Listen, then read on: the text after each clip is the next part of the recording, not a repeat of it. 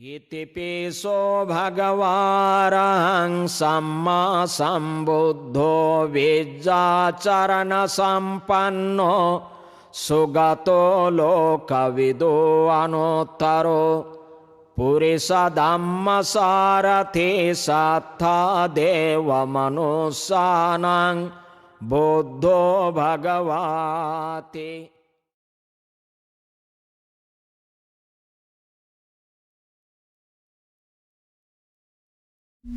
Regresamos a Enigmas 360 grados, como he mencionado, con un tema muy interesante acerca de los enigmas, y hoy vamos a tener el enigma del budismo.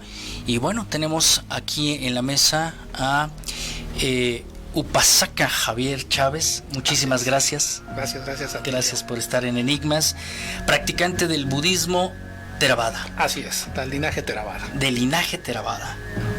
Es muy interesante hablar acerca de las tradiciones ancestrales como un mecanismo, como una herramienta para el despertar de la conciencia. Y hay un tema que hay también que discernir, porque se habla mucho del despertar de la conciencia. Y sobre todo de estas herramientas como son el budismo, pero que hay una adaptación también a nosotros como parte de Occidente. Pero como practicante de esta rama, ¿cuál sería para iniciar, pues, de dónde proviene el budismo? ¿Cuáles son sus orígenes? Bueno, el budismo siempre vamos a ver que en el siglo VI, antes de la era común, un príncipe de raza aria que vivía en el norte de la India, a los pies del Himalaya, digamos lo que hoy es el país de Nepal, pues decidió de abandonar su derecho al trono y se fue en busca de la iluminación. En un mes de Vesaka, que es la luna llena de mayo, él alcanzó la iluminación suprema y se convirtió en un Buda.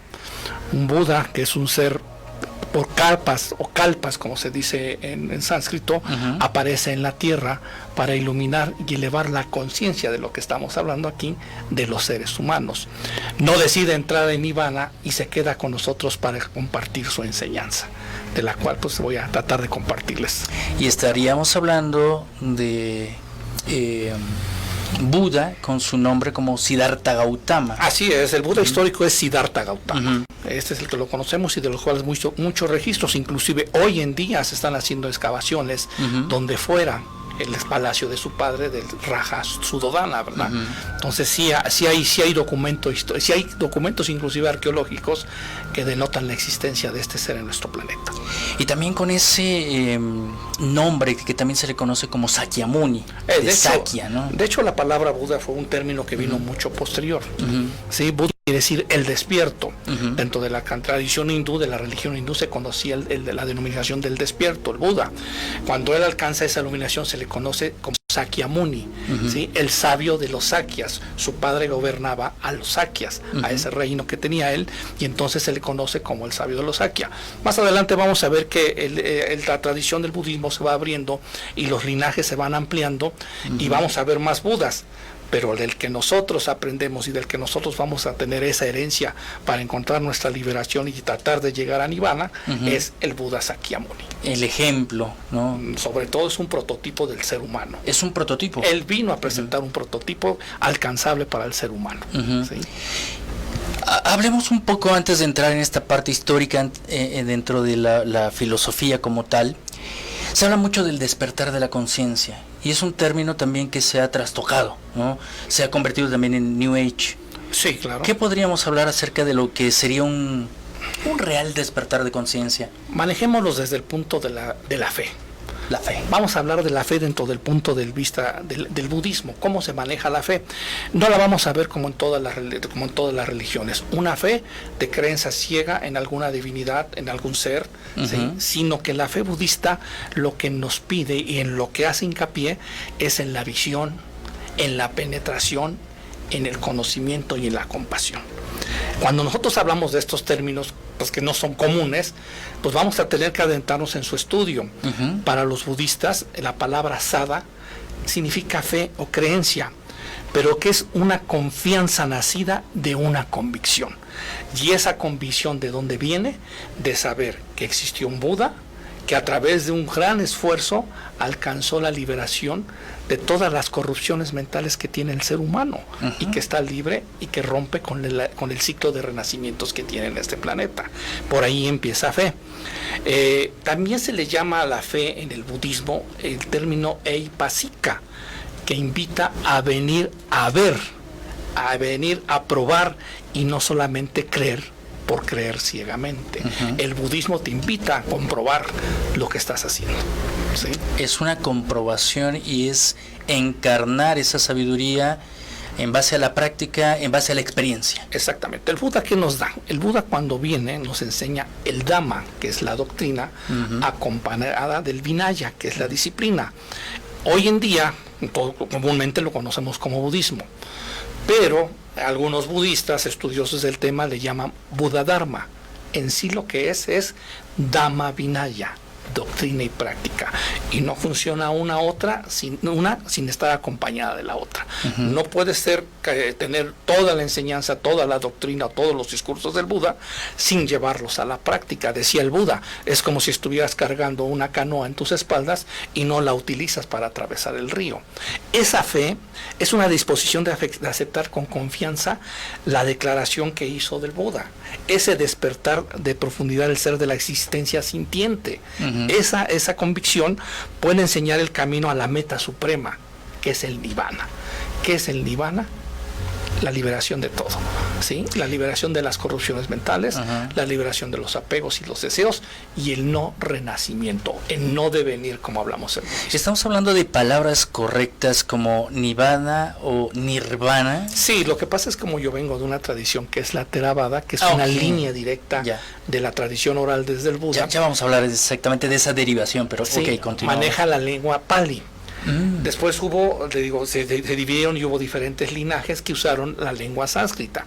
Lo más común que es mundialmente, y sobre todo aquí en Occidente, es lo sánscrito. En Asia, pues sí, el budismo es el budismo Theravada, que maneja la lengua Pali. Te iré dando las diferentes términos. Si quieres, continúo. Esa fe en la iluminación del Buda se manifiesta en el refugio de las tres joyas, en el Tisarana. Esa fe la desarrolla el budista en el que tener al Buda como su mentor, como su guía espiritual. No estamos hablando que es una deidad, ni mucho menos lo contemplamos así. Es nuestro guía espiritual, nuestro mentor. En el Dhamma, como la expresión más perfecta de la verdad, que nos da una existencia plena y como camino a la liberación. Y al Sangha, que es la comunidad de sus monjes, de esos seres nobles que se han entregado por generosidad, por compasión a la humanidad, buscando su liberación, para tener una encarnación corporativa de la sabiduría y la pureza espiritual. Eso es lo que nos manejamos nosotros. Los budistas creemos en el Buda, en el Dhamma y en el Sangha. Ya. Sí. Y otra de las preguntas que también nos hacemos, porque ¿es una filosofía o es una religión el budismo? Si lo manejamos en los términos de etimología, religión es religarse, es juntarse, ¿no? Y si se junta un grupo de monjes y inician a practicar y dar la enseñanza del Buda. Pero si nos vamos también en términos de religión muy ortodoxas, una religión requiere una deidad, y el budismo no tiene deidad. No, claro, hay budismos de linajes, digamos, tibetanos, donde se manejan ciertas deidades, pero una deidad creadora única que manifiesta y controla y lleva la vida de todo este mundo no existe en el budismo. No hay. Voy a salirme un poquito de este tema, pero tal vez tenga un poco de relación, porque aquí en el programa hemos tenido guardianes de tradición de México, ¿no? Y me parece que hay muchas analogías entre el budismo, como se ha también un poco malinterpretado que aquí en México había dioses, y mencionas que en el budismo hay deidades también. Pero si podemos empezar a resignificar, esas deidades tienen otro contexto que no tiene que ver con dioses, sino que sería como manifestaciones de algo superior, ¿no? Manifestaciones de seres administrativos, por así decirlo. Muy buen término. Cuando el Buda alcanza la iluminación, ve que su enseñanza es muy profunda y dice, los humanos la podrán comprender. Entonces como que queda en un paréntesis para el Buda para decir si la va a enseñar. Y entonces vienen hacia él Brahma, el dios Brahma, y el dios Indra, dos deidades a pedirle que por compasión vea que en el mundo hay gente que tiene poquito polvo en los ojos y podrán alcanzar esa liberación.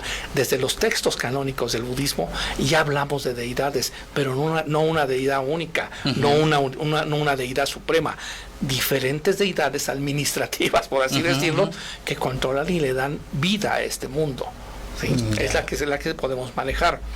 Cuando el dios Mara, que es el dios de la ilusión y del el engaño, se encuentra con Buda en el momento que ha alcanzado la liberación, le dice, pues ya, entra en nirvana, deja este planeta, le pide el dios Mara, y el Buda le dice, no leeré hasta que las 4 asambleas hayan aprendido y comprendido el Dhamma y el Vinaya.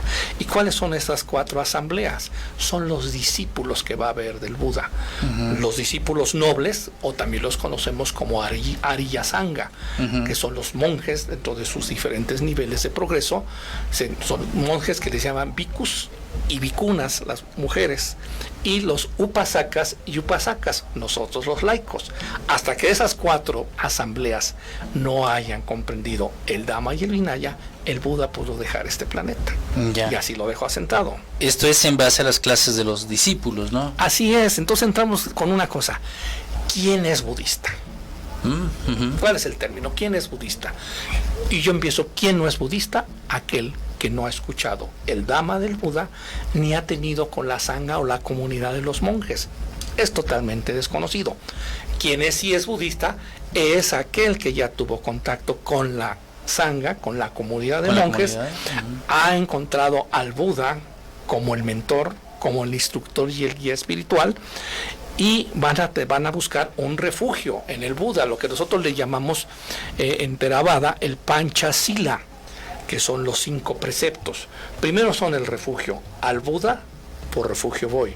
Al Dhamma, por refugio voy. Y a la Sangha, por refugio voy. Ya es un creyente. Su fe está depositada en un prospecto de desarrollo de su conciencia, sobre todo de su desarrollo mental. Y hay 5 preceptos o 5 propósitos de todo buen budista. El primero es proponerse abstener de destruir toda vida. ¿Sí? Es el primer propósito. No es como otras religiones, que es un mandamiento que lo sigues a la ley. ¿Sí? El propósito es, voy a hacer el esfuerzo, trataré de tener una atención plena de no destruir, porque a veces destruimos, vemos una araña y por ser araña la destruimos, porque vamos a destruir esa vida. El segundo propósito es, me propongo de abstenerme de no tomar lo que me ha sido dado. Robar. Si no me ha sido otorgado, aunque lo tome, se lo voy a tomar, le voy a tomar su bicicleta prestada. No lo puedes tomar porque no se te ha dado. Y no deja de ser un propósito. Ahora en día, con toda la violencia que hay muchos que el propósito no lo pueden desarrollar. El otro y el tercero se llama, me propongo abstenerme de actividad sexual que me dañe o que daña a terceros. ¿Sí? Sobre todo se maneja en parejas. ¿Sí? En una pareja. Cuando en el budismo, cuando uno es soltero, cuando no se daña, cuando no daña a otros, pues puede tener esa libertad sexual. Pero ya cuando hay una pareja, ya cuando hay un compromiso, cuidado, hay que cuidar este propósito. El cuarto precepto o propósito es, me abstengo de falsear la palabra. Y eso cómo nos cuesta mucho.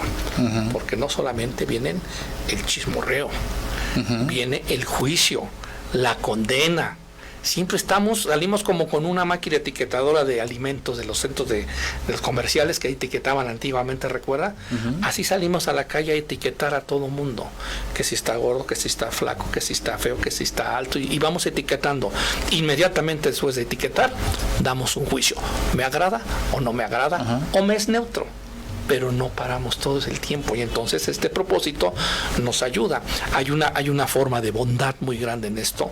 Cuando hablamos, por un ejemplo, si voy en el metro y veo una persona que no me desagrada, inmediatamente la mente me traiciona y me está diciendo, es feo, cuidado, mete freno, y dice, yo, como él, quiero ser feliz, estar bien y estar en paz. Así él mismo lo desea. En ese momento rompes el juicio, y como tú lo ves a él, te ves a ti mismo. Y por compasión, rompes con ese juicio. Y rompes con la condena inmediatamente. Y es una práctica cada instante y a cada momento. Y es una práctica con estos 4 preceptos que nos mencionas. Falta uno. Okay. Falta uno que es muy, muy bueno, que es el proponerse de ingerir intoxicantes que te causen desacuerdo. Es decir, que te quiten la cordura. ¿De qué estamos hablando? El alcohol, las drogas, ¿sí? Muchas, ya ves que muchos chamanes para hacer algunas curaciones te dan a oler ciertos brebajes o ciertas que te sacan de tu psique. Pues todo eso. Esos 5 propósitos, el Buda los da para beneficio tuyo. Eres laico, con eso puedes cumplir. El monje tiene hasta 28 propósitos diferentes que desarrollar. Yo como laico tengo 5 que me cuestan mucho trabajo. En primera instancia los tomo como abstención, me abstengo de hacerlo. La segunda instancia viene como rechazo. Yo ya no acepto lo que hacía, ya no lo acepto. Voy a cuidar de no hacerlo. Y la tercera es desarrollar los opuestos, ¿sí? Estar promoviéndolos. Digo, si voy a tomar lo que no es mío, primero no lo acepto, no lo condeno, y luego voy a procurar a cuidar las cosas de los otros, ¿no? Al que lo roban, ¿sí? Siempre ese es el caso, ¿no? Cuidar, es decir, si mi propósito es no tomar lo que me dio, no solo va a ser abstención, sino desapruebo y cuidar lo que no es mío. Si ahí está esa bolsa y es tuya, ¿no? Cuidado, entonces la estás protegiendo. Algo muy común que tenemos en es el chismorreo. Te digo que la palabra es muy tremenda. Muy importante. Sí. Tú eres practicante de budismo y te encuentras en una rueda y están hablando de alguien, pero tú como budista dices, yo no participo, te abstienes, pero estás dentro del círculo. La segunda de ella es rechazarlo. Entonces me salgo del círculo porque como no lo acepto, no estoy dentro del círculo. Pero si voy a la tercera instancia, lo desapruebo y digo, ¿sabes qué? No puedes hablar mal de alguien que no sabes. Es decir, ya vienen las tres cosas. Es una práctica continua, ¿sí? Es una práctica continua y que nos ayuda a nosotros a seguir adelante. Esta práctica nos da una visión más profunda de la verdadera naturaleza de los fenómenos. Ya empezamos a ver las cosas con más claridad, ¿sí? Nos va a ayudar a madurar la sabiduría, nos disipa la ignorancia para lograr una meta final que es vivir felices, vivir en armonía. Esto es un desarrollo de la conciencia. Siempre hablamos de la felicidad, que es algo objetivo. Tú tienes una felicidad cuando obtienes algo de inmediato, un premio, un pastel, un dulce. ¿Cuánto te dura la felicidad? Es lo que te dura el pastel. ¿Cuánto te dura un traje? Cuando lo estrenas. Hoy compraste un auto nuevo, el año que entra ya pasó de ser algo nuevo. En ese momento se acaba la felicidad. Entonces nosotros lo que debemos buscar son estados de conciencia de alegría permanente o perpetua. Siempre estar vivamente alegres. El Buda se le conocía como el ser siempre alegre. No tenía una risa ni tenía una carcajada, tenía una leve sonrisa, pero era una persona amable y agradable como ninguno hay en este planeta. Hago un paréntesis porque es muy importante lo que nos estás mencionando, pero en la vida práctica hablas también de esta parte de Oriente, pero también hablas de esta parte laica, es decir, también es una adaptación, es una adopción que tenemos, ¿no? Por ejemplo, la cultura que tenemos no es la misma de Oriente a esos conceptos y se adaptan a esta parte occidental. Lo que pasa es, como estamos hablando, es vinaya, es disciplina. Es disciplina. ¿El mexicano es disciplinado? No, precisamente, ¿no? Al mexicano le cuesta la disciplina y entonces lo primero que se tiene que aplicar es a ser disciplinado. Oye, es que si la cita para el programa era a las 7 de la noche y llego a las 7:10, ¿dónde está la disciplina? Tendría que llegar 15 minutos para preparar el programa, pero no tenemos disciplina. Digo, no tienen algunos y no se preocupan, viven tan tranquilamente porque su nivel de conciencia así se los manda, así se los dicta. ¿Cuál es? Es ir penetrando esto que te decía, ver la naturaleza de los fenómenos y la trascendencia que trae esa naturaleza, lo que afecta a terceros por esa actitud. Entonces es disciplinarlos. El disciplinado japonés, ¿sí? lo vemos que vive más de 100 y tantos de años. Claro. El indisciplinado mexicano llega a los 85 años con miles de enfermedades. Y estamos hablando de la actualidad, Así ¿no? es. O sea, porque también era. estaríamos discerniendo en esta parte de capas, porque estos preceptos que nos mencionas son universales. Son universales Son y universales. no tienen tiempo. Exactamente. Son atemporales. Y los han hablado también todas las culturas. Así es, entonces solamente es llevarlos a la práctica. En la antigüedad, aquí en México, era otra cosa. Así es.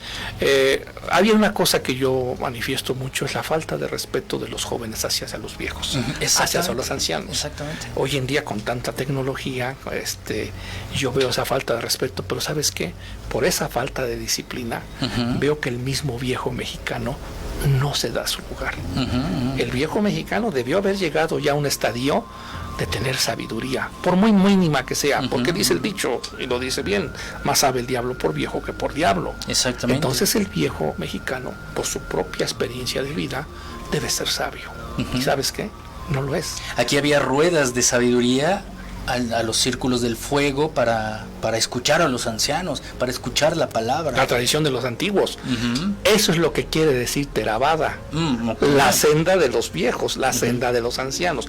Que ahorita ya vamos a entrar a ese tema. Entonces, estamos cayendo en algo que es atemporal. ¿Sí?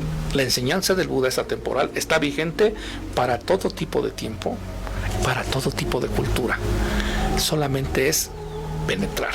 ¿Sí? Ver, como dice el dicho, tu fe ¿cuál es? Venir y ver lo que estás haciendo, y de ahí nace tu fe, y esa fe no es un deseo, sino es un anhelo. Desear es un apego, desear puede ser mundano, por así decirlo. Cuando es un propósito, es un anhelo, pues ya tiene otra dimensión, ¿no? Ya va más allá. Yo me voy a proponer hacer mejor la vida por mí, y si yo estoy bien por mí la vida, lo van a hacer los demás. Claro, por Cambia ende totalmente cambia el concepto. hay una expansión precisamente. ¿Sí? Hay muchos seguidores del Buda, son Upasaka, como me hago llamar yo, un simple laico, ¿sí? ¿Qué significa Upasaka? Es laico, Laico. laico budista. Laico es un secular Ya. que sigue la enseñanza del Buda y que procura la práctica de la enseñanza del Buda. Es un secular, es el Upasaka. A mí me invitan a algunas conferencias, a algunas pláticas, y maestro, no, pero por favor no. Simplemente soy un laico, soy un secular, me gusta esto, lo doy. Y adelante voy a hablar más de eso para ver el propósito de por qué lo hago. Ya. Hay otro término de los seguidores de Buda que se enseñaba muy antiguamente, la palabra sabaka, que quiere decir un discípulo. Hoy en día, con los nuevos linajes y las nuevas tradiciones, el sabaka no solamente está dentro del budismo, dentro de su práctica y dentro de su enseñanza, sino también conoce otras tendencias que favorecen y enriquecen la conciencia del ser. Entonces es un sabaka. Yo me puedo llamar Upasaka Sabaka. Soy un laico, discípulo de Buda, y además conozco otras tradiciones que me dan engrandecimiento del ser.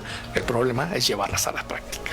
Esa es la parte medular. Es donde Esa caemos. Es la práctica. Es donde caemos todo. Nunca nos laceramos en budismo. Una instructora que yo tuve de casa de meditación vipassana, Kunchara Katani, le decía yo, es que entre más avanzo en este conocimiento me doy cuenta que estoy peor. ¿Qué pasa? Me dice, no te preocupes, Javier, ya avanzaste. Ahora te das cuenta que estás mal. Sigue. ¿Te equivocaste? Sigue adelante, no te laceres, no te lastimes con el error que hiciste. No, tú sigue adelante, sigue con tu propósito de seguir levantando tu conciencia, de liberarte de todas esas impurezas mentales, y vas a ver que lo vas a ver con más claridad. Es muy diferente y eso es muy bello. Sí. Cuando hablamos de todos esos linajes, ahora sí que vamos a entrar en tema, ¿verdad? Sí. Siempre hablamos que hay dos líneas, ¿sí? Y es muy dado, porque a mí me costó mucho trabajo cuando yo hace 22 años entré a estudiar budismo. Bueno, no entré, procuré estudiar budismo, busqué la literatura, y pues con términos mexicanos fue una pachanga.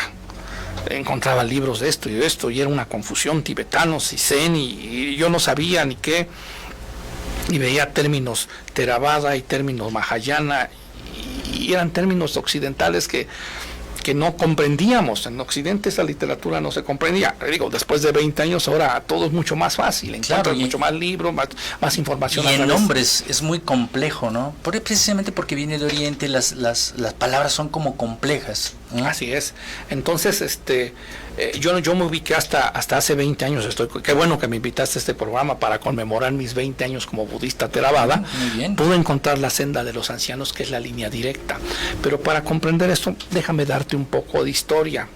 Como tú lo dices y lo comentábamos antes de entrar al programa, siempre que tenemos que tener una base histórica porque nos va a dar a comprender dónde estamos parados. Sí, porque muchas veces las filosofías, las religiones regularmente se profesan, pero sin meditar esa parte de la profundidad de dónde estamos, ¿no? Es que no vamos, en las otras religiones vamos a ver, sino recibimos.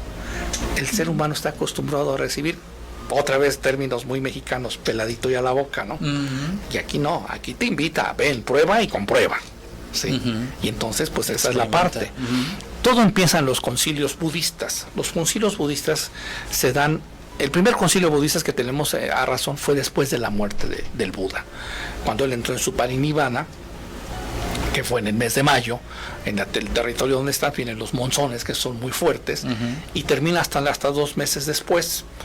Ya estamos hablando que viene la reunión, la convocación de todos los monjes más allegados al Buda, todos los discípulos, los cuales ya habían alcanzado el grado de Arhan o estado de Arhan.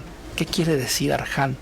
El liberado, el que ha terminado con las corrupciones mentales y que está libre de renacimientos. El Buda se compara con los arhanes cuando se libera de ellos, pero el Buda no se compara con un arhan.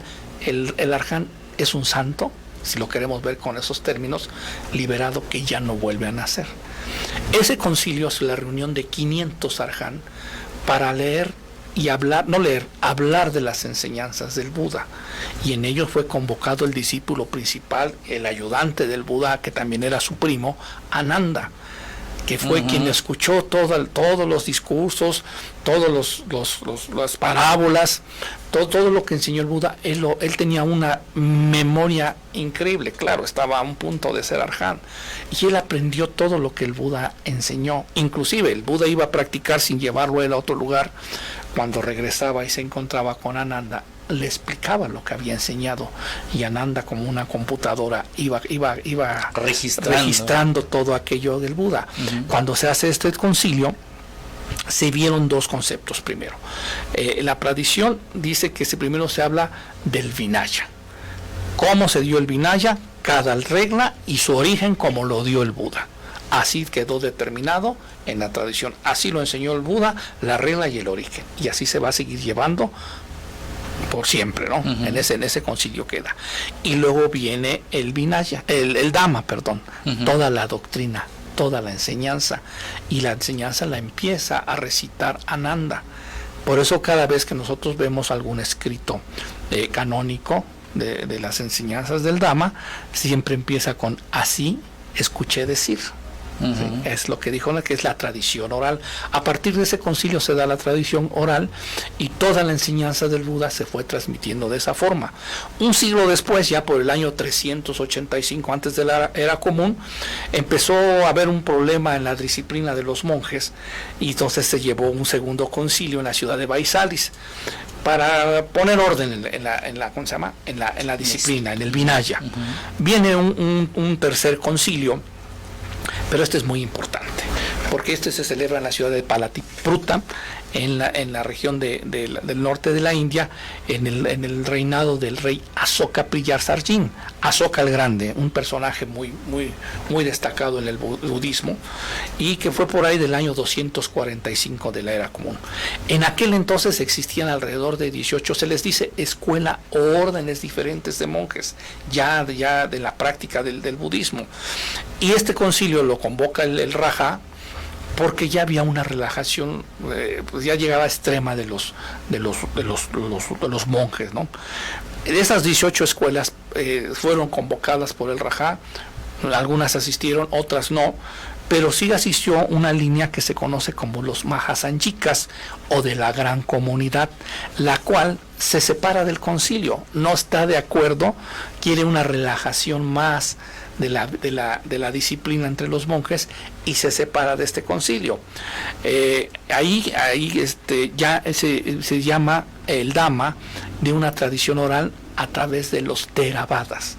Ahí es cuando el término Theravada, que es la enseñanza de la senda de los ancianos o la senda de los arhants, aquellos 500 que se reunieron para iniciar la tradición oral. El Raja Asoka tenía en su palacio alrededor de 60,000 bhikkhus, monjes, y los acobijaba en su palacio, y así los mandaba en expediciones fuera del territorio. Muchos llegaron al Mediterráneo, a Egipto, a Siria, a Macedonia. Hubo conocimiento del budismo en todas estas tierras del Mediterráneo gracias al Raja Asoka. No solo eso, su hijo, su heredero al trono, el príncipe Mahinda, toma la ordenación como monje y se hace monje, al igual que su hermana Sangamita, también toman la tradición y se ordenan como uno como bhikkhu y otro como bhikkhuni, y por orden del señor Raja Asoka los manda a la isla de Ceilán, hoy Sri Lanka, a llevar la tradición de los Theravadas, la tradición oral de los Theravada, de las enseñanzas del Pali. Es decir, eso es un punto muy esencial, porque te estoy hablando de la tradición de la cual yo estoy vinculado, ¿verdad? Una tradición que viene de 3 siglos antes de nuestra era, ¿verdad? Ya por el año 104 al 85 antes de la era común, vino a redactarse ya la enseñanza del Buda en esa isla de Ceilán en hojas de palma, en papel hecho de hojas de palma. Empezaron a redactar un poco la enseñanza sin llegar a algo muy estricto, muy basado. No fue hasta el siglo I de nuestra era que estaba el Raja Abhaya, que quiso revivir el budismo como lo había hecho el Raja Asoka, y convocó a un cuarto concilio. ¿Sí? Estamos hablando ya en el siglo II, ya de nuestra era. Se celebró en la ciudad de Kadalavana, en Cachemira, y ahí asistieron 2 grandes linajes del budismo, los antiguos, los Theravadas, la senda de los ancianos, y aparece un nuevo linaje conocido como Mahayana. Mahayana, que quiere decir del gran vehículo. Ahí vienen esas diferencias. Exactamente. Los Mahayanas, ¿de dónde provienen? Provienen de ese tercer concilio que se separaron, de aquel que no querían esas reglas tan estrictas en la disciplina. Se separan los Mahayanjikas, y en el cuarto concilio ya se conoce con el nombre de Mahayana o gran vehículo. En ese concilio llegaron a un acuerdo en las enseñanzas del Buda, tomaron el canon Pali, las enseñanzas del Buda, pero lo escribieron en sánscrito, lo llevaron en enseñanza sánscrita. Por eso vemos lo que tú decías hace un instante. Yo, como soy del linaje Theravada, manejo las palabras en Pali, y los Mahayanas utilizan el sánscrito. De hecho, el sánscrito ayudó para que naciera también el idioma o el lenguaje escrito del tibetano, del Tíbet. ¿Sí? Y entonces ahí es la otra tradición. Esta línea, este linaje del Mahayana tuvo un auge muy grande entre el siglo VI y VII de nuestra era, porque en el norte de la India, en el reino de Bengala, ¿sí? En la región de Bengala, más bien el reino de Magadha, existía la universidad más grande donde salían grandes eruditos de budista. Y todos esos grandes eruditos del budismo, ¿para dónde iban? Hacia el norte de Asia, a través de la senda de la seda, la ruta de la seda que nos dejó Alejandro Magno, y se amplió la comunicación que tenían los romanos con China. Ahí empezaron las caravanas y las peregrinaciones de monjes a llevar el budismo. Todos salían de esa universidad. Desafortunadamente el surgimiento y el crecimiento del Islam terminó con esa universidad, porque el Islam no acepta otra religión más que la que ellos profesan. Hay un documento del budismo mahayana que es muy esencial, que es el sutra o discurso del loto de la buena ley. En ese loto de la buena ley habla del budismo mahayana y otro término hinayana, donde hoy, te digo, a mí me trajo mucha confusión estos términos. sobre todo en la literatura occidental. Bueno, que esto es budismo hinayana, es budismo mahayana o es Theravada, entonces había una cierta confusión.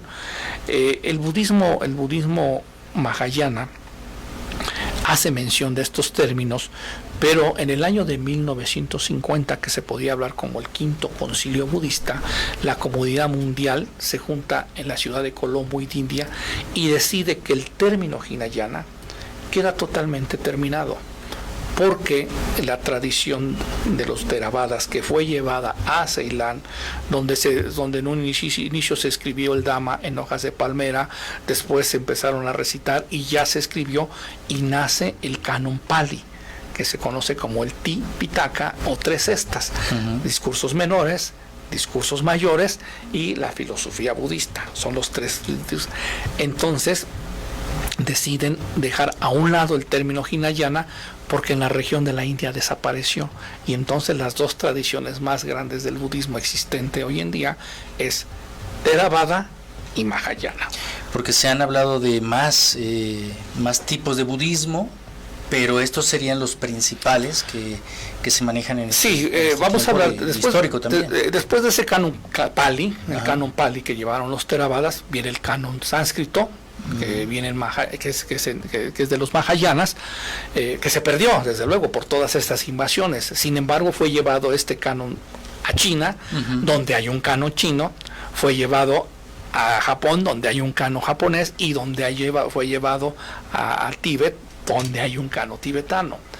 El budismo, con su expansión, fue retomando las creencias, las filosofías de la región a las que fue llegando. Las fue tomando, las fue adaptando y las compaginó. Vemos que en el budismo de Japón pues está muy, muy enfocado a todo el desarrollo del respeto, el amor hacia la naturaleza. Sí. Y un poquito podríamos empezar a dudar esa parte, ¿no? Bueno, porque ya la parte también que ha adoptado Occidente, digo, bueno, no me quiero desviar, pero también ha lastimado mucho la naturaleza, pues la industria japonesa. Sí, desgraciadamente es eso. Materialismo con espiritualismo, y si hablamos de espiritualismo es desarrollo de la conciencia, desarrollo del ser, no están empatados hoy en día, y creo que todavía va a tardar para que empate.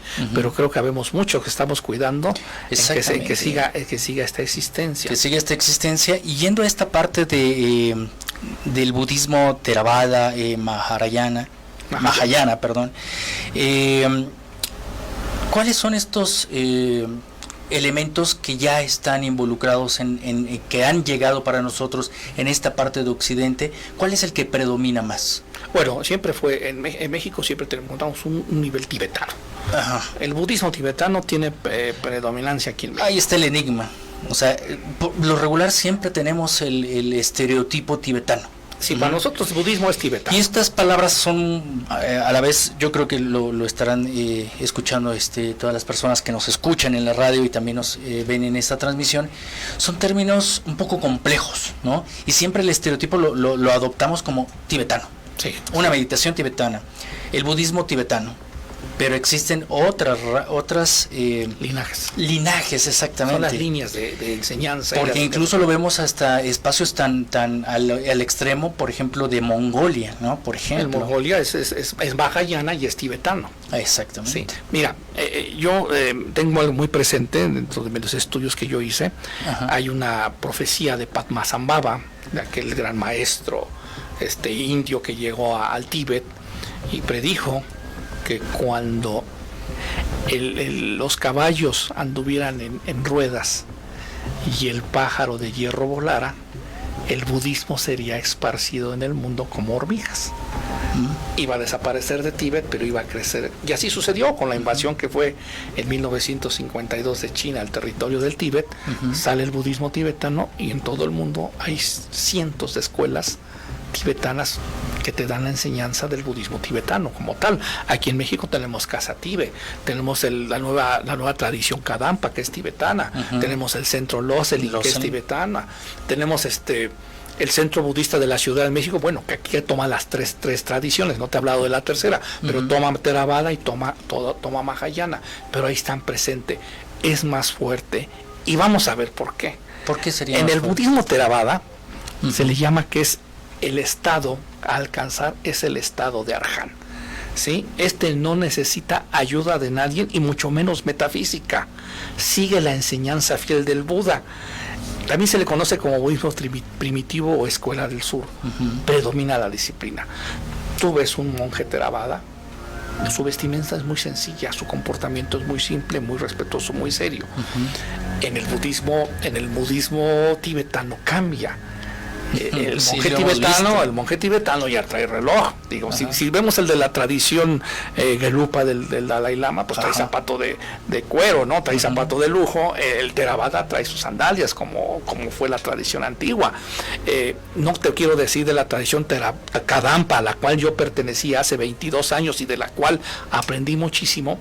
Pues aquí vi que los monjes de la tradición Kadampa, de la nueva tradición Kadampa, traen celular, traen tablet, traen tenis, no voy a decir la marca, pero bueno, sí la puedo decir. Traen sus Nike y manejan coche.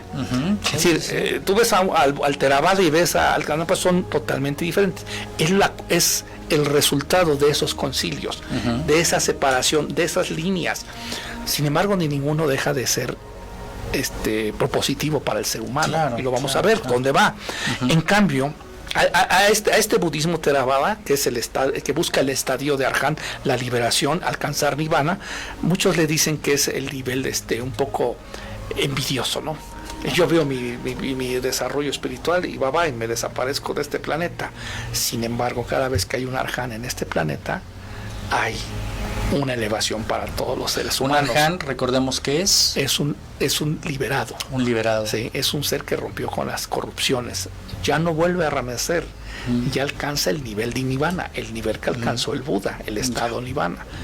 Se desaparece Nirvana y va a otra dimensión de la cual no sabemos. ¿Sí? Pero sin embargo, es lo máximo en el budismo. ¿Sí? Inclusive en el Mahayana, el grado de Arhan es alcanzado, pero es rechazado por el estado de Bodhisattva.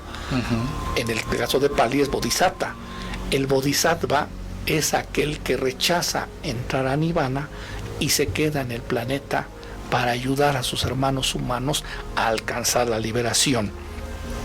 Ese estado del estado de Bodhisatta que se maneja, que es el punto clave del budismo Mahayana, pues requiere una metafísica sobre todo muy elaborada y tiene divinidades e ídolos que no tiene el Mahayana. Por eso es muy atractivo, muy llamativo el budismo tibetano en México. Nosotros somos muy fiesteros. La tradición católica que tenemos, siempre hay fiestas, siempre hay santos, siempre hay cantos, siempre hay bailes, y lo vemos con los tibetanos. Tienen sus ritos, sus cánticos, sus bailes, sus días de festividad. Y lo dijo una vez el Dalai Lama, yo creo que hace como unos 5 años que estuvo en el estadio del Cruz Azul. Dice, déjenme estar junto a los mexicanos porque inclusive se parecen mucho a los tibetanos. Y tenía razón, se parecen mucho, nos parecemos, voy a decir que nos parecemos. Y eso es lo atrayente del budismo tibetano, esa pregunta que me hacías tú. ¿Por qué es tan atractivo también y encaja, ¿no? Porque es ritualístico. Entonces, cuando es ritualístico, puedes decir, es religión. ¿Sí? Es religión. Cuando tú ya manejas una ritualística y una metafísica con ciertas divinidades protectoras que tienen. Ahí es donde te refieres a lo metafísico. Exactamente. A lo ritualístico. Ritualística, metafísica. Y entonces ya empiezas a tener dioses protectores. La tradición Gelupa del Dalai Lama, que es la de los gorros amarillos, que fue tradición que inició con Tsongkhapa, pues tiene una divinidad protectora. La otra, los Kadam, tienen otra divinidad protectora. Eso a mí me creaba mucha confusión. Por eso dije, no, yo me voy a la tradición oral, a la de origen. Theravada. A la Theravada. ¿Sí? No requiere ninguna ayuda, requiere tu esfuerzo personal para salir adelante. No recurres a divinidades, no recurres a ritos, no recurres a todas esas prácticas que hacen ellos, ¿sí? Esos mantras que utilizan ellos, hacen muchos mantras, no lo utilizan los Theravadas. ¿No? ¿Por qué? ¿Por qué no se utiliza el Porque van dentro de la línea directa del Buda.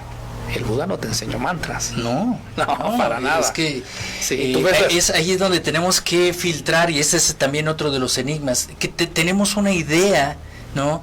De lo que es el budismo, de lo que es las enseñanzas del Buda, pero en realidad tenemos apenas una probadita, La punta ¿no? de la flecha, podríamos Ajá. decir, la punta de la flecha es el budismo tibetano. Y escuchamos más esta parte del budismo, toda la ritualística budista, cuando entonces entramos con los mudras, con la meditación, con los mantras, ¿no? En los mantras hay un mantra muy, muy común en el budismo mahayana, que es el Om Mani Padme Hum. Exactamente. ¿Sí? Tú tienes que irte a los registros canónicos del budismo, ¿cómo se llama? Mahayana, ve los libros, y hay libros que son canónicos y hay libros que no son canónicos. Algunos son dictados por Padmasambhava o fueron dictados por Padmasambhava. No son canónicos, no vienen de la línea directa a través del Buda. Hay un libro que se comercializa mucho aquí y en todo el mundo y es el libro Tibetanos de los muertos. Sí, es muy famoso, Bueno, exactamente. es un libro que no es canónico. No. No está dentro del canon de los libros mahayanas. Es como hablarte del cristianismo, ¿no? Están las Biblias y los evangelios apócrifos, ¿no? Haz de cuenta que así es el libro tibetano de los muertos. Es un apócrifo de las enseñanzas canónicas del Mahayana. Y cómo se comercializa. Y la gente se centra en estudiar ese tipo de enseñanzas, yo digo, muy elevadas, para monjes de cierto linaje, de cierta magnitud de aprendizaje, que para un laico como yo, tan simple, que pues ¿qué quiero del budismo? Como budista, ¿qué quiero? Quiero librarme del sufrimiento. Tenía un compañero al cual, si me estaría escuchando, Aarón, de la Casa de Meditación Vipassana, un estudioso muy participativo de esta casa, y le hice esa pregunta: ¿tú qué quieres del budismo, Aarón? Y me dice: yo quiero la liberación, como el Buda. ¿Quieres ser un arján? Le digo: sí.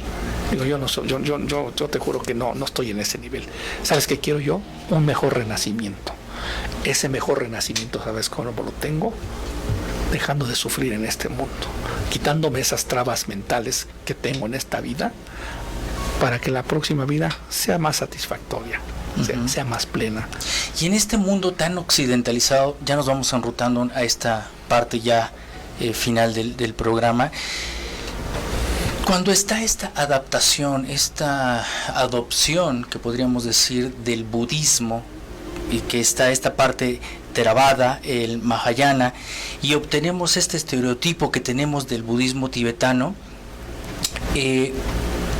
¿cuál sería una línea correcta a seguir de esta adaptación y qué características debería tener la persona que busca también una herramienta? Que digo, hay muchas religiones, hay muchas filosofías, pero alguien que se quiera acercar a este tipo de herramientas y de sabiduría, no quisiera decir cuál es la buena o mala, ¿no? Porque también algún día lo dijo el Dalai Lama: quien te haga ser mejor persona, pues es la mejor religión, ¿no? Al final te voy a dar un discurso que dio el Buda a este respecto.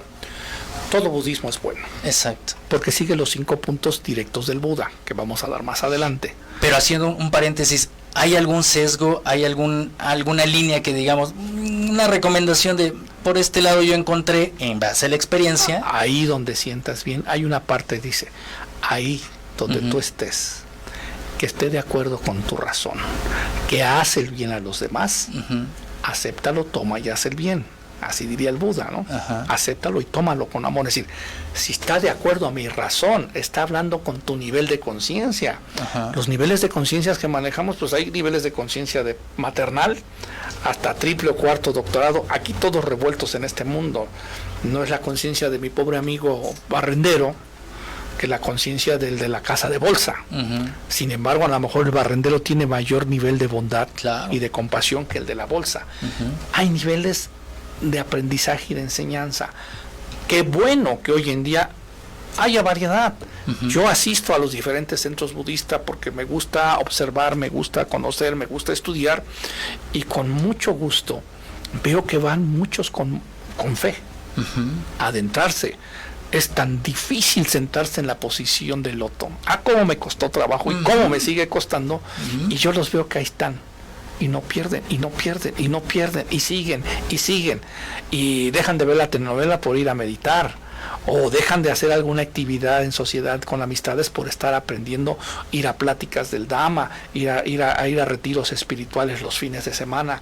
Cada vez veo más budistas en México, pero muy adentrados. Yo conozco meditadores con mucho respeto. Digo, yo tengo 22 años en esto y me cuesta muchísimo trabajo ser budista, pero no pierdo. Pero me encuentro con unos meditadores excelentes, y no solo en la meditación, en la práctica del día a día, cómo se van presentando, ¿sí? Cómo son como personas. Sí, e inclusive te puedo decir que hay más budistas en la calle que en los centros budistas.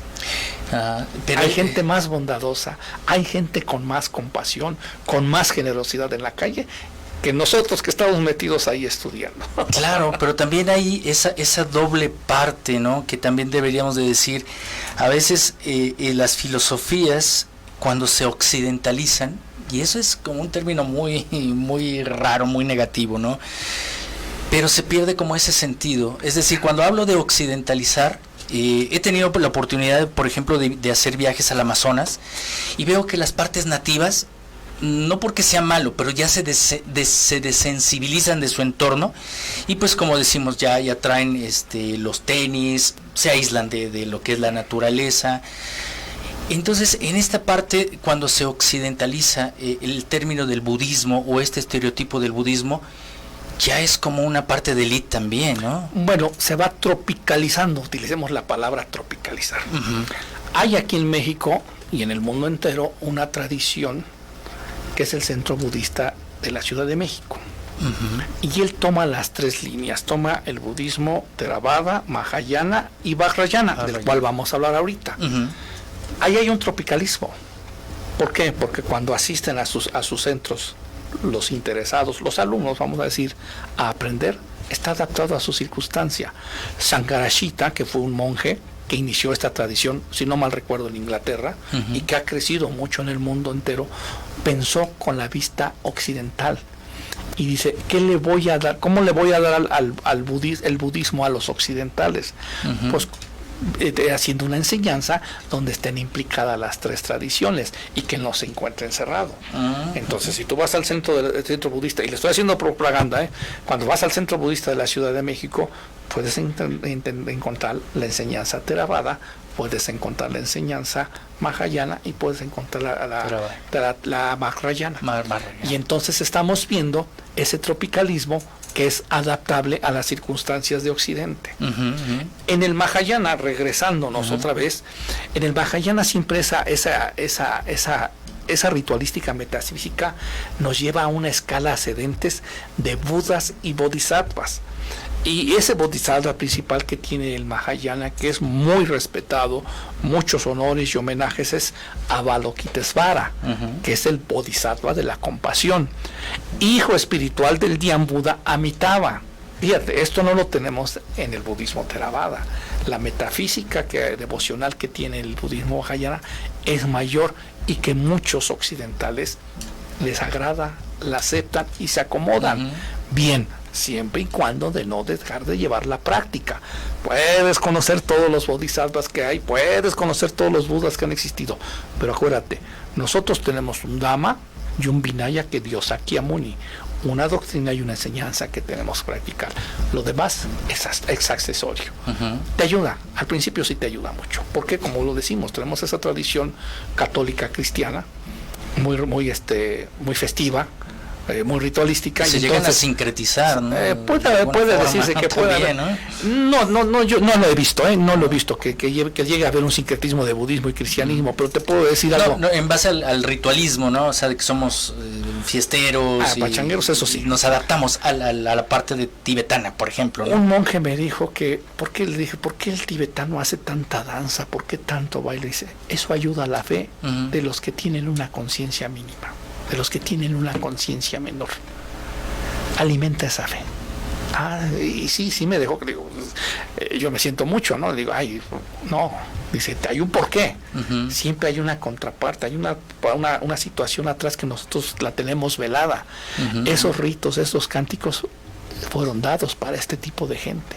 que alimenta y crece su fe, no como la fe que te estaba yo hablando. Ya es una fe de una creencia ciega, pero por ahí empieza. Va en estadios. Su próximo estadio es llegar a ver y comprobar. Y estos crecimientos del Mahayana tuvo una variante con una orden, una escuela que se llamaba o que se llama Yogasaga, que se desarrolló en el norte de la India y tenía mucha influencia, aquí como dices, un sincretismo, mucha influencia del culto a Shiva y a Shakti, su parte femenina. Esto tiene un excesivo trabajo de ritos mágicos y además la utilización de cosmología. ¿Sí? Este tipo de budismo vajrayana prevaleció en el norte de la India, en Bengala, hasta que llegaron los musulmanes y migró hacia China y llegó a Tíbet en el siglo VII.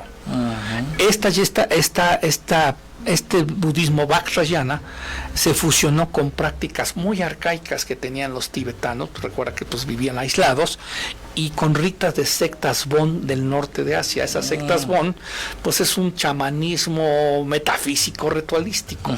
Por eso vemos esos demonios, esas imágenes de demonios que manejan, porque traen todo eso. Sí, y ese es también un paréntesis, ese también es un temazo, la linaje Bon, ¿no? Sí, es lo que me decías tú. Hay que ir atrás, hay que ir a la historia para comprenderlo, hay que ir a la historia para saberlo. Este budismo vajrayana se le conoce como el vehículo del diamante, o budismo tántrico o tantrayana. Por ahí he oído de un masaje tántrico, que nada tiene que ver con esto, ¿verdad? Es explotar el término. Siempre está caracterizado este conocimiento del Vajrayana, que es como quien dice, es una parte del Mahayana, por la meditación. La meditación del budismo Vajrayana es la clave, porque esta meditación siempre va directa de gurú, o sea, de maestro a chela, de gurú a discípulo. El alcance, los senderos de perfección para alcanzar la liberación que busca todo monje budista van a ser guiados ahora por un gurú, por un maestro, y nadie le va a dar esa tradición a los demás monjes más que este tipo de gurú. Recuerdo muy bien cuando fue la invasión, recuerdo por conocimiento, por estudio, cuando fue la invasión del Tíbet. La primera preocupación que tuvieron los monjes era sacar a los lamas yupa, a los lamas de linaje, aquellos que renacen y que están en un crecimiento muy alto, porque ellos son los que manejan este tipo de enseñanza, la enseñanza de la meditación de Gurú Achela, de Gurú Achela.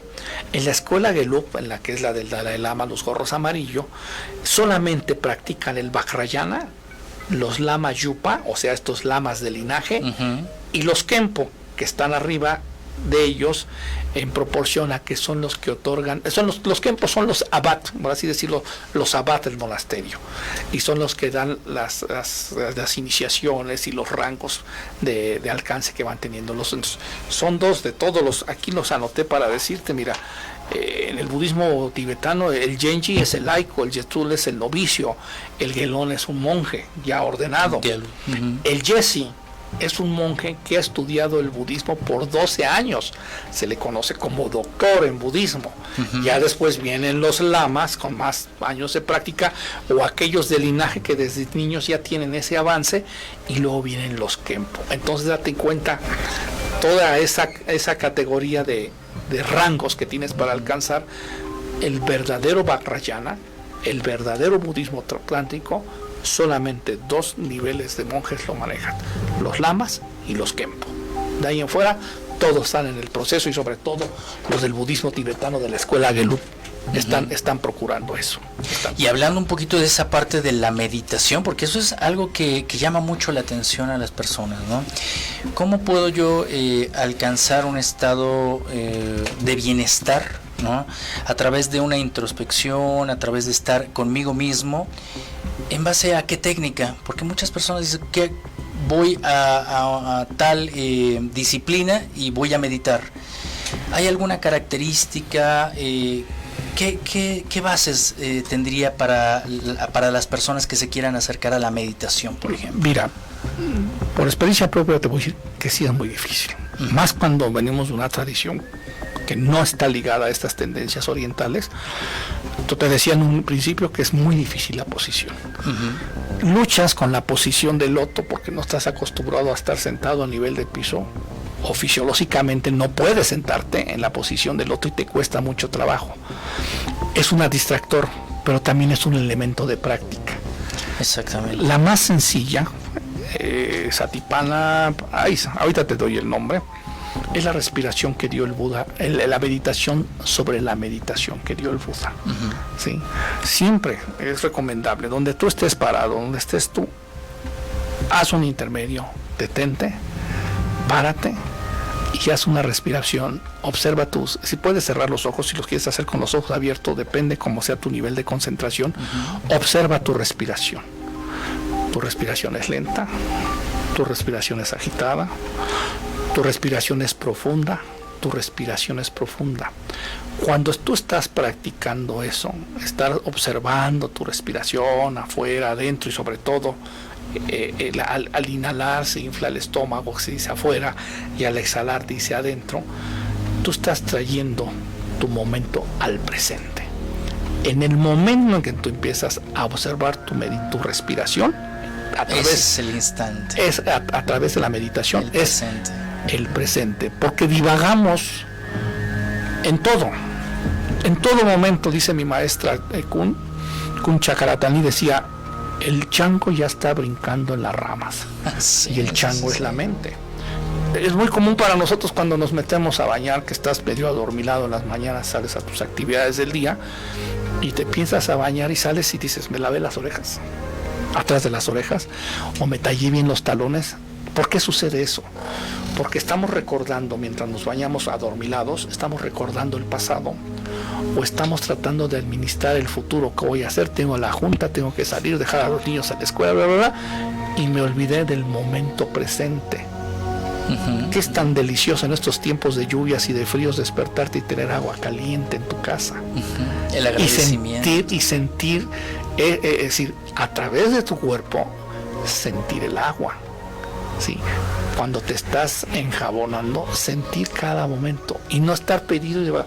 Vive tu presente, goza tu baño, como el que dice que lo goza en latina, que seguramente le pasa lo mismo.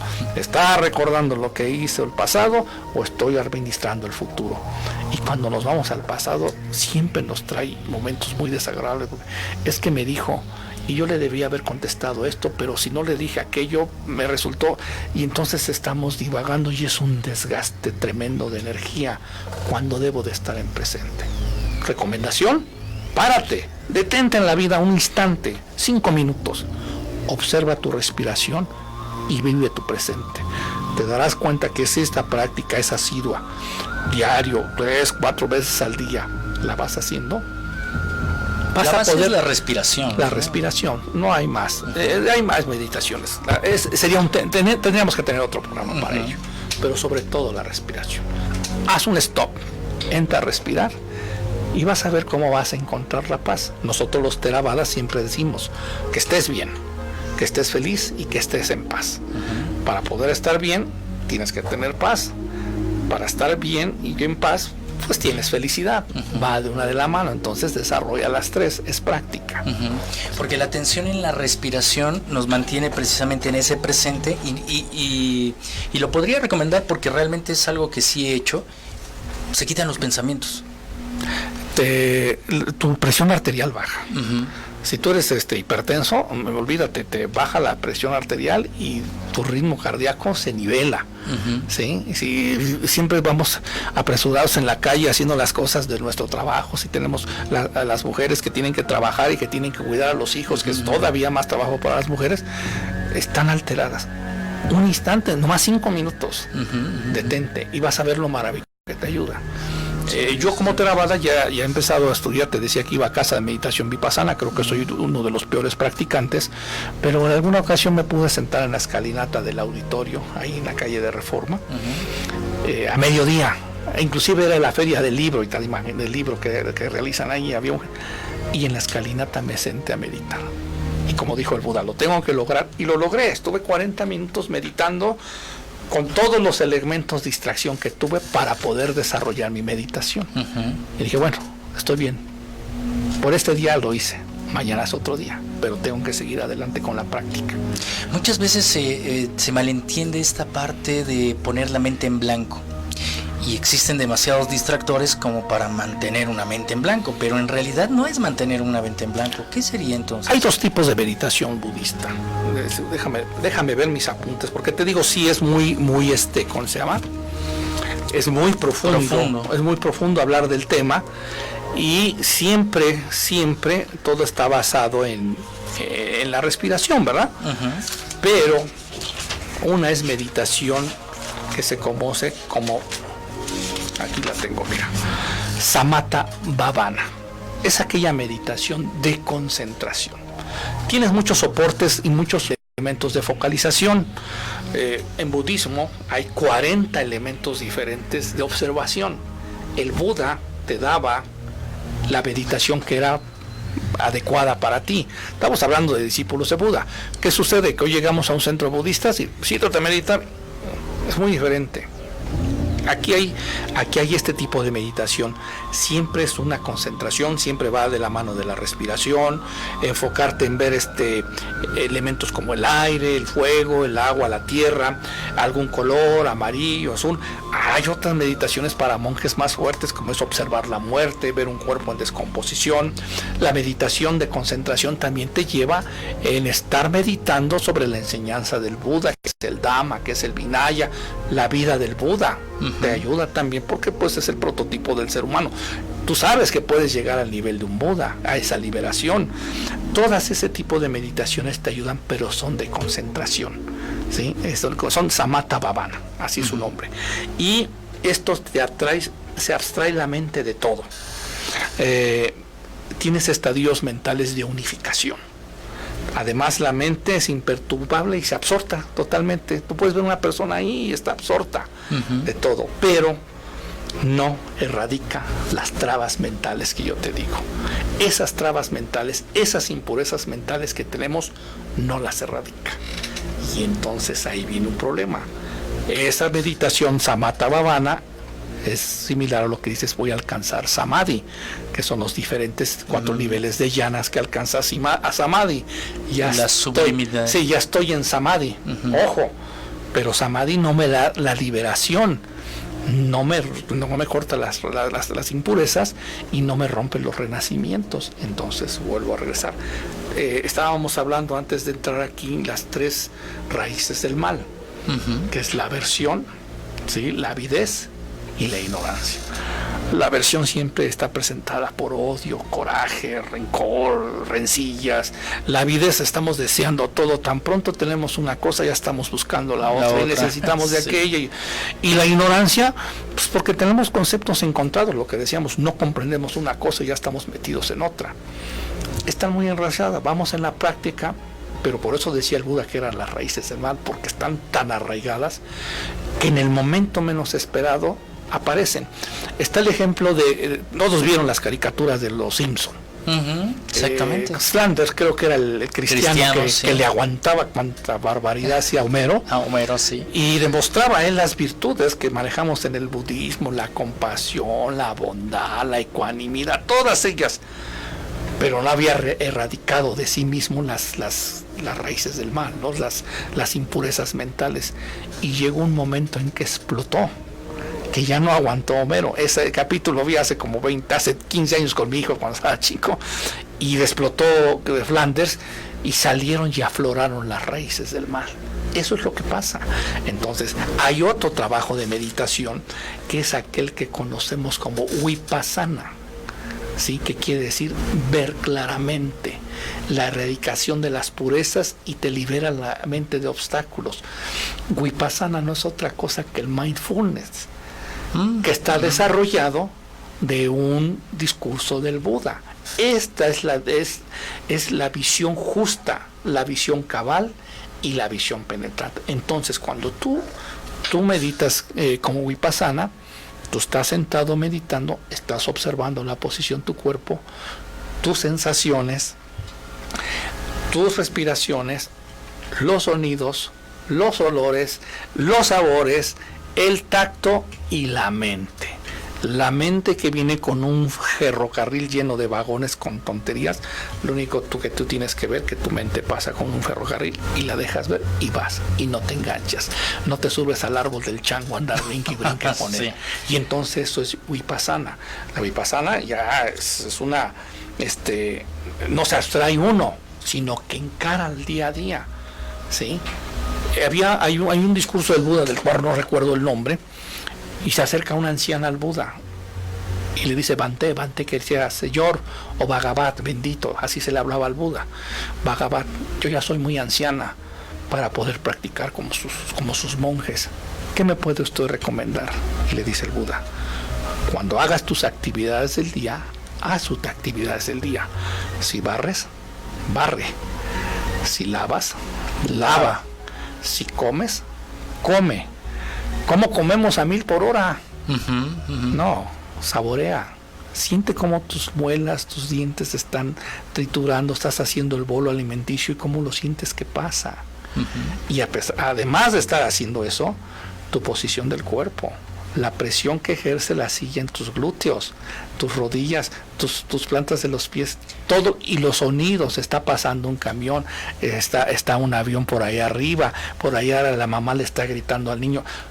Todo estás observando en ese instante. Es una plena atención que precisamente es cabal. Como mencionabas, es lo que actualmente también se denomina, ¿no? Con este término tan actual que es el mindfulness, ¿no? Exactamente, el mindfulness está muy de moda. La otra vez vino me tocó ir a ver una plática de un escritor de mindfulness.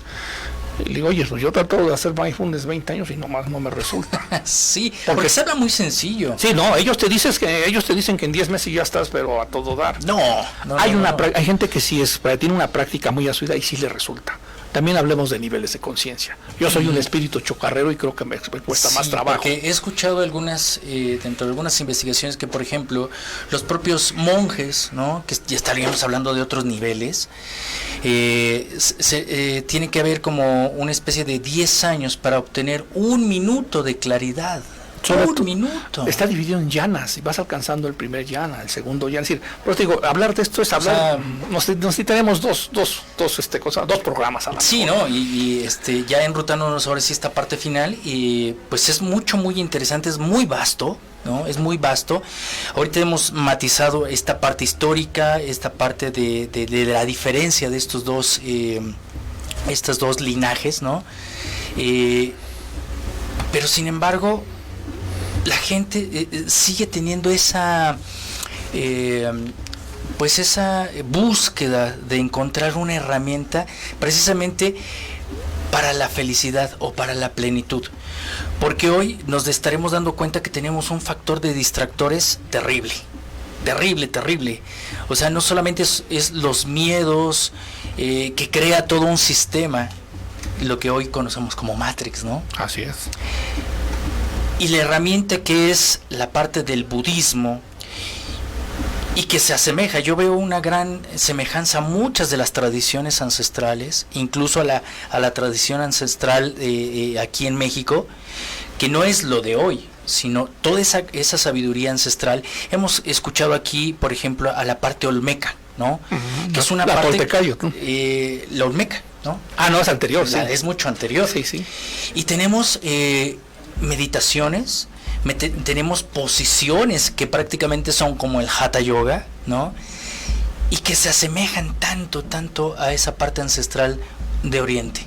Es que debe de haber una enseñanza de origen, ¿no? En este planeta hay una enseñanza de raíz que se divulgó a través del crecimiento de la humanidad. Ajá. Solamente nos dispersamos y las culturas han creado como una interpretación, ¿no? Así es. Una interpretación, pero de alguna forma vamos al mismo punto. Fíjate que algo que quisiera comentarte a este respecto. Yo soy de una tradición católica, ¿sí? El sacerdote con el cual mi familia asiste, pues tengo muy buena relación. De ahí mi hijo hizo su primera comunión. Es decir, mi hijo es un católico y mi esposa y todos. Y yo soy el único disidente, ¿verdad? Y sin embargo, a mí, al hacerme budista, comprendí mucho el cristianismo. vi a Jesús como el bodhisattva, como Claro, un bodhisattva que se entrega en compasión a los seres humanos, y la enseñanza. Pero como todo, cuando entra la mano humana Ajá. en los escritos, en la enseñanza, en la organización de la iglesia, ya es otra cosa. Pero Sí. tampoco hay que distraernos de esa enseñanza inicial que Sí, tuvo. sí, y un Y- cuestionamiento crítico, y suena como a veces muy a broma, ¿no? Pero, por ejemplo, dicen, Jesús no creó el cristianismo, No, así Buda no creó el budismo, no, ¿no? bueno, aquí el Buda se puede decir que sí, porque él creó la sangha. Creó las enseñanzas, la sabiduría. No, y además creó la sangha. Ujú. Y dijo claramente, hasta que no tantos de los cuatro bhikkhunis, upasakas, upasikas hayan alcanzado el conocimiento del Dhamma, yo me iré. Entonces sí lo fundó, sí es el fundador. Fíjate que diferente la tradición. Ujú. Ahí sí, él dijo, yo no me voy hasta que, y le dijo a Mara, no me voy. Inclusive ya en los 80 años de edad, cuando el Buda ya llevaba 45 años de estar predicando, ya muy viejo, decía, mi cuerpo es como un auto viejo que necesita muchas reparaciones para continuar. Tirado en el jardín del Vihara, del templo, se le apareció Mara y le vuelve a decir al Buda, Señor, ya retírate. Ujú. Y le dice el Buda, ya estarás alegre, los días del Buda están por terminar. Es muy bonita la enseñanza del Buda. Quiero hacerte, no quiero dejar que se nos va el tiempo, pero no quiero dejar patente. Vimos mucho estas diferencias de budismos, cómo se desarrolla uno, cómo se desarrolla, pero hay los puntos fundamentales que tienen y que comparten ambos y que no son diferentes para ningún tipo de budismo. Y el primero de ellas es, primero, la aceptación del Buda Sakyamuni Ujú. como su instructor y maestro. ¿Sí? Es el instructor, es el guía, nosotros decimos el compañero en la enseñanza. Ese es el primer punto. En el aprendizaje del Dhamma, el segundo punto sería las 4 nobles verdades que enseñó el Buda. La comparten, es la misma todos los budismos. El noble sendero óctuple que enseñó el Buda de la liberación, la comparten todos los budismos. La originación dependiente, cómo vas haciendo ese resurgimiento, ese es un tema tan profundo que ni me atrevo a explicarlo, fíjate. Wow. Pero Ujú. es compartido para todos los budismos. 5, ese punto es esencial. La no aceptación de un ser supremo como creador y gobernador de este mundo. Ahí Los es donde top- entra una fricción Sí. con Ahí con todos muchas los- otras cosas del mundo, ¿no? Sí, ahí los budistas todos están de acuerdo en esto. El punto sexto sería la aceptación de la impermanencia, la insatisfacción, la doctrina del ser. Tenemos también la moralidad, la concentración, que es samadhi, y la sabiduría. Esos son los puntos que concuerdan en budismo. Entonces, somos hermanos en la misma línea de la enseñanza De la del Buda, enseñanza budista. pero los linajes tienen diferentes formas de enseñarlo y diferentes formas de practicarlos. Como me preguntabas tú hace rato, ¿cuál es el más recomendable? El más recomendable es el que a ti te acuerde, el que esté contigo. El que te haga crecer Así es. y el que pueda también de alguna forma permear ese beneficio también a nuestro entorno. Aquí hay un discurso que dijo el de los Kalama Suttas, el monje tibetano Suyardas, que es occidental, es monje tibetano, pero es de acá de Occidente, de Inglaterra. Hizo ¿cómo se llama? Una compactación de ese discurso y dijo el Buda así: no creas en lo que has escuchado, Ujú. no creas en lo que te vengan a decir. No crean lo que te dicen tus padres y tus maestros. No creas en los textos religiosos. No creas en las tradiciones, porque han sido manejadas por muchas generaciones. ¿Sí? Pero cuando concuerdes con algo que hayas visto, lo hayas practicado, te hayas adentrado en él, concuerda con tu razón y está hecho para el bien, acéptalo y abrázalo y practícalo. Y practícalo. Y esto aplica en todas las religiones. Todas las religiones Claro. buscan el bien. Esa es la matriz, esa es la columna vertebral. Así es. Entonces, no hay por qué criticar religiones. Ujú. Nosotros aquí en México me tocó ir a concilios, ¿no? Concilios de budismo en Ciudad de México. Iban los zen, iban los tibetanos, iban los theravadas, los kadampa. Y mira, cada quien enseñaba sus prácticas, y convivíamos muy bonitos.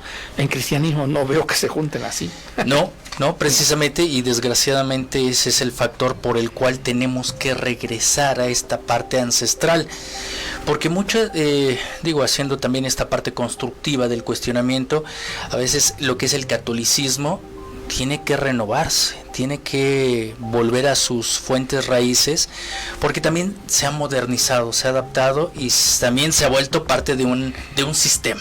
Dejémoslo hasta ahí. Yo he dicho, ¿no? del catolicismo es como la escuela Montessori. ¿Sí? El que es católico es bien, y porque hay confusión en todo esto. Es como la escuela Montessori, el que practica el cristianismo, el católico, adelante y está bien. Perdóname, Leo, se está terminando el tiempo, veo, y lo que sí no quisiera dejar pendiente es una bibliografía. Ya, es muy cierto. Porque a mí me costó mucho trabajo en mis inicios. Hoy en día pues, para que la gente se acerque. Todos los elementos. Entonces voy a darte una bibliografía que creo, como me gusta dar estas pláticas y tengo gente que se allega a mí para practicar, pues me ha abocado a ver una bibliografía que sea capaz de ayudarla. En el budismo Theravada recomiendo el libro La palabra del Buda, de Yanatiloka Mahatera. Esto lo tenemos en la edición Índigo y lo pueden conseguir por Nirvana Libros. También tenemos el Catecismo Budista de Henry Steele Olcott. Este viene de Ediciones Librerías Argentina y también Nirvana Libros.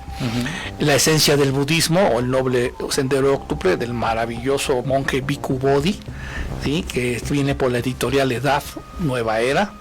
Están las verdades. Miren, el que no sabe nada de budismo y que no quiere tener bronca con tradiciones, que lea este libro. Las verdaderas enseñanzas y parábolas de Buda, por Ramiro Calle, un maestro de yogi, orientalista y budista como él solo, y lo edita el grupo editorial Tomo aquí en México. No te cuesta ni 100 pesos y en ese libro yo estoy encantado, estoy fascinado, he aprendido mucho de ese libro. Está otro libro que es Vipassana, el camino de la meditación interior, por Joseph Goldstein y Jack Kornitz, de editorial Kairos, también de Nirvana Libros. Y del budismo Mahayana recomiendo dos, que es la introducción del budismo tibetano, de Sangarashita, de editorial Paidós o editorial Honori, y Padmasambhava y el budismo tibetano, de Fernando Mora, también de editorial Kairos. Con esos libros tienen para empezar y van a durar un rato aprendiendo de ellos. Muchísimas gracias, Upasaka Javier Chávez, muchísimas gracias por estar en este momento, por compartirnos toda esta parte histórica que realmente no se habla, ¿no? Siempre es la parte superficial. Sí, siempre llegamos a la introducción, el Buda histórico, sus 4 nobles, y hay mucho de esto. Yo lo único, por último, lo que quiero decir, que todos estén bien, felices y en paz. Y estás cordialmente invitado. Namo Buddhaya. Muchísimas gracias. Gracias, Leo, que tengan bonita noche. Y Bhagavaran Samma Sambuddho Vijjacharana Sampanno Sugato Lokavido Anuttaro Purisa Dhamma Sarati Sattha Deva Manusanang Buddho Bhagavati